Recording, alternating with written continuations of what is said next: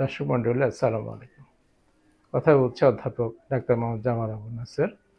বর্তমানে কর্মরত আছি এনাম মেডিকেল কলেজ হাসপাতালে, পাশাপাশি সান্ধ্যকালীন চেম্বার করছি এমজেড হাসপাতাল, উত্তর বাড্ডা, ঢাকায়। আজ আমি কথা বলব পিত্তথলির একটি রোগ সম্পর্কে। পিত্তথলির যতগুলো রোগ আছে এর মধ্যে সবচেয়ে প্রধান যেটা, সেটা হচ্ছে পিত্তথলির পাথর। এছাড়াও পিত্তথলির অন্যতম একটা অসুখ হচ্ছে পিত্তথলির পলিপ।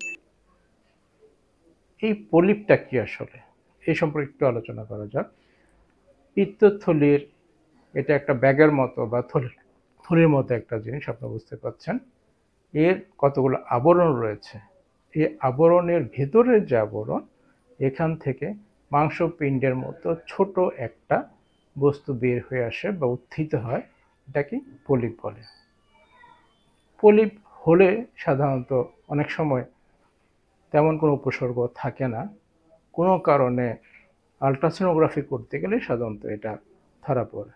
তবে অনেক রোগীর ক্ষেত্রে মাঝে মাঝে পেট ব্যথা হতে পারে, একটু বমি বমি ভাব হতে পারে, এবং আমি আগেই বলেছি যে আলট্রাসোনোগ্রাফি করলে এটা ধরা পড়ে। এই পিত্তথলির পলিপের কিন্তু চিকিৎসা মেডিসিনে ভালো হয় না।